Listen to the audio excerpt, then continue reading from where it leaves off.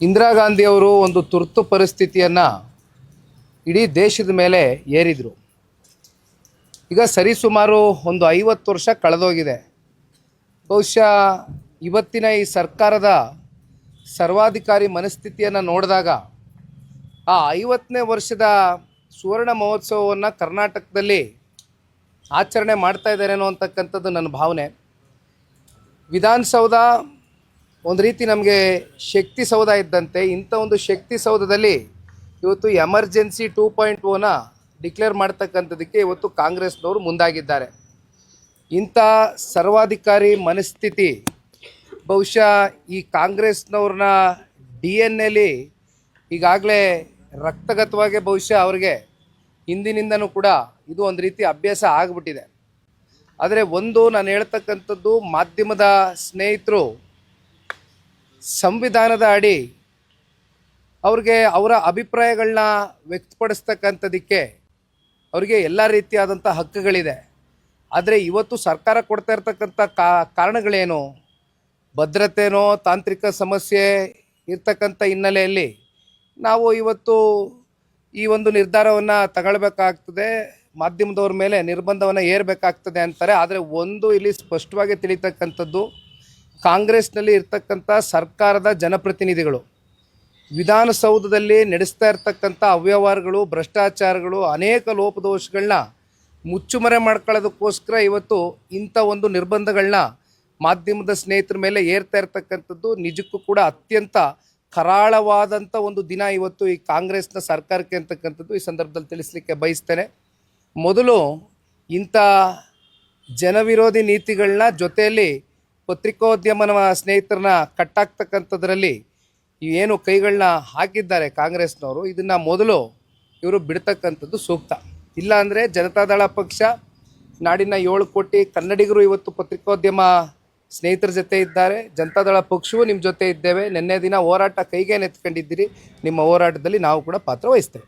ಎರಡನೇದು, ಈಗ ಕೊತ್ತೂರು ಮಂಜುನಾಥ್ ಅವರು ಬಹಿರಂಗವಾಗಿ ಹೇಳಿರುವಂಥದ್ದು, ಈ ಹೆಲಿಕಾಪ್ಟರ್ ಯೂನಿಟ್ ಉದ್ಘಾಟನೆ ಮಾಡೋದ ಸಂದರ್ಭದಲ್ಲಿ ಸ್ಥಳೀಯ ರಾಜಕಾರಣಿಗಳನ್ನ ಗಣನೆಗೆ ತೆಗೆದುಕೊಂಡಿಲ್ಲ, ಅವರಿಗೆ ಪವರ್ ಕೊಡೋಂಥದ್ದು ಬೇಡ, ಕೈಗಾರಿಕೆಯನ್ನು ಸ್ಥಾಪನೆ ಮಾಡೋದಕ್ಕೆ ಬಿಡೋದು ಬೇಡ. ಅಲ್ಲಿಗೆ ರಾಜ್ಯದಲ್ಲಿ ಕೈಗಾರಿಕೆ ಸ್ಥಾಪನೆ ಮಾಡಿದ್ರೆ ರಾಜಕಾರಣಿಗಳನ್ನ ಒಮ್ಮತಕ್ಕೆ ತಗೊಳ್ಬೇಕು, ಅವ್ರನ್ನ ಅಂಡರ್ಸ್ಟ್ಯಾಂಡಿಂಗ್ ತಗೊಂಡೇ ಮಾಡಬೇಕು ಅನ್ನೋ ದಾಟಿಯಲ್ಲಿ ಮಾತನಾಡಿದ್ದಾರೆ. ಇಲ್ಲ ಅಂದ್ರೆ ಯಾವುದೇ ಕಾರಣಕ್ಕೂ ಅವ್ರಿಗೆ ಮಾಡೋದು ಬೇಡ.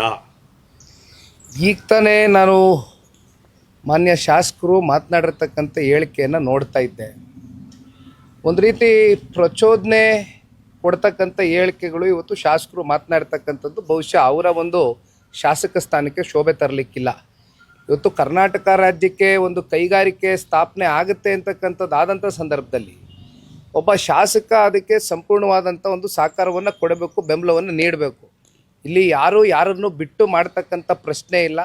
ಮೊದಲು ಇಂಥ ಒಂದು ಸಂಪ್ರದಾಯಗಳು, ಸಂಸ್ಕೃತಿಯನ್ನು ಇವತ್ತು ಈ ಕಾಂಗ್ರೆಸ್ನವರೇನು ಹೊಂದಿದ್ದಾರೆ, ಇವೆಲ್ಲವನ್ನು ಬಿಟ್ಟು ನಮ್ಮ ರಾಜ್ಯದ ಸಮಗ್ರ ಅಭಿವೃದ್ಧಿಯ ದೃಷ್ಟಿಯಿಂದ ಕೇಂದ್ರದ ಸರ್ಕಾರ ಕೋಲಾರ್ನಲ್ಲಿ ಇವತ್ತು ಏನೊಂದು ದೊಡ್ಡ ಐತಿಹಾಸಿಕವಾದಂಥ ಒಂದು ಕೈಗಾರಿಕೆಯನ್ನು ತಗೊಂಡು ಬರಬೇಕು ಅಂತಕ್ಕಂಥ ನಿರ್ಧಾರ ಮಾಡಿದ್ದಾರೆ. ಇದಕ್ಕೆ ಪೂರಕವಾಗಿ ಬೆಂಬಲ ಕೊಡ್ತಕ್ಕಂಥ ಸೂಕ್ತ. ಮೂರನೇದು, ಈಗ ಬಿಜೆಪಿ ಕಾರ್ಯಕಾರಿಣಿ ಸಂದರ್ಭದಲ್ಲಿ ಅವರು ಕಾರ್ಯಕಾರಿಣಿ ಮಾಡಿದಾಗ ಬಹಿರಂಗವಾಗಿ ಮೈತ್ರಿ ಬಗ್ಗೆ ಮಾತನಾಡಬಾರ್ದು ಯಾವ ಬಿಜೆಪಿ ನಾಯಕರು ಕೂಡ. JDSನವ್ರು ಮಾತಾಡಿದ್ರೆ ಅದನ್ನ ಮಾತಾಡಲಿ, ಬಟ್ ನೀವು ಮಾತಾಡ್ಬಿಡಿ ಅಂತ ಸೂಚನೆ ಕೊಟ್ಟಿದ್ದಾರೆ. JDS ಯಾವ ಥರ ನೋಡ್ತಿದ್ದೀರಾ ಸರ್? ನಾನು ಪದೇ ಈ ವಿಚಾರವಾಗಿ ಮಾತನಾಡ್ತಕ್ಕಂಥದ್ದು ಸೂಕ್ತ ಅಲ್ಲ. ಈಗಾಗಲೇ ಅನೇಕ ಸಂದರ್ಭದಲ್ಲಿ ಇದ್ರ ಬಗ್ಗೆ ಚರ್ಚೆ ಮಾಡಿದ್ದೇವೆ. ಬಹುಶಃ ಇದನ್ನು ಇಲ್ಲಿಂದ ಇಲ್ಲಿಗೆ ಬಿಡ್ತಕ್ಕಂಥದ್ದು ಸೂಕ್ತ ಅನ್ನೋದು ಪಕ್ಷದ ವರಿಷ್ಠರು ಕೂಡ ಇತ್ತೀಚಿನ ದಿನಗಳಲ್ಲಿ ನಡೆದಿರ್ತಕ್ಕಂಥ ಕೆಲವೊಂದಷ್ಟು ಬೆಳವಣಿಗೆಗಳನ್ನ ಕುರಿತು ಚರ್ಚೆಯನ್ನು ಮಾಡಿದ್ದಾರೆ.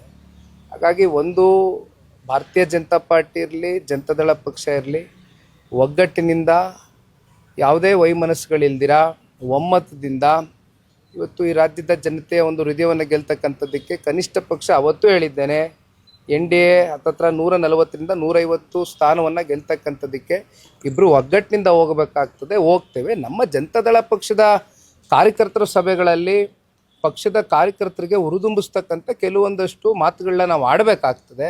ಅದನ್ನು ಹೊರತುಪಡಿಸಿ ಯಾವುದೇ ರೀತಿಯಾದಂಥ ತೀರ್ಮಾನಗಳು ಕೇಂದ್ರದ ವರಿಷ್ಠರಿಗೆ ಬಿಟ್ಟಿದೆ, ನಮ್ಮ ವರಿಷ್ಠರಿಗೆ ಬಿಟ್ಟಿದೆ. ಚುನಾವಣೆ ಕಳೆದ ನಂತರ ಏನೇನು ತೀರ್ಮಾನಗಳು ತಗೊಳ್ತಾರೆ. ಕೊನೆಯದಾಗಿ ಸರ್, ಸಿಎಂ ಸಿದ್ದರಾಮಯ್ಯನವರು ಸಾಲು ಟ್ವೀಟ್ಗಳನ್ನ, ಇಮೇಜ್ಗಳನ್ನ ಅವರು ಸೋಷಿಯಲ್ ಮೀಡಿಯಾ ಅಕೌಂಟಲ್ಲಿ ಹಾಕೊಂಡಿದ್ರು. ಅಲ್ಲಿಗೆ ಒಬ್ಬ ಕುರುಬ ಸಿಎಂ ಆಗಿದ್ದನ್ನ ಸಮಾಜ ಒಪ್ಕೊಳ್ಳಿಲ್ಲ, ಅಥವಾ ಕಳೆದ ಅನೇಕ ದಶಕಗಳಿಂದ ದೊಡ್ಡ ರಾಜಕೀಯ ಧುರೀಣರವ್ರನ್ನ ತುಳಿದಾಕುವಂತ ಪ್ರಯತ್ನ ಮಾಡಿದ್ರು ಅಂತ ಒಂದು 4 ರಿಂದ 5 ಫೋಟೋಗಳನ್ನ ಹಾಕಿರುವಂಥದ್ದು. ಅಲ್ಲಿಗೆ ಅವರಿಗೆ ಅಭದ್ರತೆ ಕಾಡ್ತಿದ್ಯಾ, ಅಥವಾ JDS ಹಾಗೂ ಅವರ ಪಕ್ಷದಲ್ಲಿರುವಂತ BJPಯಲ್ಲಿರುವಂತ ವಿರೋಧಿಗಳಿಗೆ ಸಂದೇಶವನ್ನ ಕೊಡ್ತಿದ್ದಾರಾ? ಅದನ್ನ ಯಾವ ತರ ನೋಡ್ತಿದ್ದೀರಾ?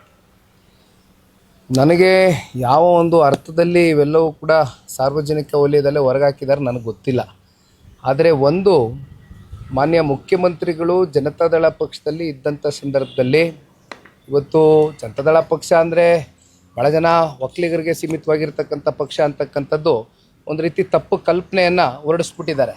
ಆದರೆ ದೇವೇಗೌಡರು ಸಾಹೇಬರು ರಾಜಕಾರಣ ಜೀವನದಲ್ಲಿ ಇವತ್ತೇನು ರಾಜ್ಯದ ಮುಖ್ಯಮಂತ್ರಿಗಳಿದ್ದಾರೆ ಅವ್ರನ್ನ ಉಪಮುಖ್ಯಮಂತ್ರಿ ಸ್ಥಾನಕ್ಕೆ ತೆಗೆದುಕೊಂಡು ಹೋಗಿ ಕೂರಿಸಿದ್ರು. ಇನ್ನು MP ಪ್ರಕಾಶ್ರು ಭಾಳ ಹಿರಿಯರು, ನಮ್ಮ ಜೊತೆಲಿ ಇಲ್ಲ, ಇವತ್ತು ಭಾಳ ಹಿರಿಯ ನಾಯಕರು, ಅವ್ರನ್ನೂ ಕೂಡ ಉಪಮುಖ್ಯಮಂತ್ರಿ ಸ್ಥಾನಕ್ಕೆ ತಗೊಂಡೋಗಿರ್ತಕ್ಕಂಥದ್ದು ಇದೇ ಜನತಾದಳ ಪಕ್ಷ. ನನಗೆ ಗೊತ್ತಿಲ್ಲ ಯಾವ ಒಂದು ಹಿನ್ನೆಲೆಯಲ್ಲಿ ಇವತ್ತು ಮುಖ್ಯಮಂತ್ರಿಗಳು ಇವೆಲ್ಲ ಚರ್ಚೆ ಮಾಡ್ತಾ ಇದ್ದಾರೆ ಅಂತ. ಬಹುಶಃ ನಮಗೆ ನಿಮಗೆ ಗೊತ್ತಿದ್ದಂಗೆ ಸೀಟಿನ ವಿಚಾರವಾಗಿ ಇವೆಲ್ಲ ಚರ್ಚೆಗಳು ಉದ್ಭವ ಆಗಿದೆ. ಆದರೆ ಒಂದು ಕೇಂದ್ರದಲ್ಲಿ ಕಾಂಗ್ರೆಸ್ನವರು ಆ ನಾಯಕತ್ವಕ್ಕೆ ಏನಾದರೂ ಕೇಂದ್ರದಲ್ಲಿ ಬೆಲೆ ಕೊಡ್ತಾರೆ ಅನ್ನೋದಾದರೆ ರಾಜ್ಯ ನಾಯಕರು, ಬಹುಶಃ ಕೇಂದ್ರ ನಾಯಕರು ಈ ಕೂಡಲೇ ಇಂಟರ್ಫಿಯರೆನ್ಸ್ ಕೊಟ್ಟು ಇದಕ್ಕೆ ಏನಾದರೂ ಒಂದು ತೆರೆ ಎಳೀತಕ್ಕಂಥ ಕೆಲಸ ಮಾಡಬೇಕು. ಇಲ್ಲಾಂದರೆ ಇದೇ ನೆಪ ಹೊಡ್ಕೊಂಡು ಇನ್ನೊಂದು 2 ವರ್ಷ ಇದೇ ರೀತಿ ಕಾಲಹರಣ ಮಾಡ್ಕೊಂಡು ಹೋಗ್ತಾರೆ ಕಾಂಗ್ರೆಸ್ನವರು. ಹೆಚ್ಚಿನ ವಿಡಿಯೋಗಳಿಗೆ ಪ್ರತಿಧ್ವನಿ ಯೂಟ್ಯೂಬ್ ಚಾನೆಲ್ ಸಬ್ಸ್ಕ್ರೈಬ್ ಮಾಡಿ, ಬೆಲ್ ಐಕಾನ್ ಕ್ಲಿಕ್ ಮಾಡಿ.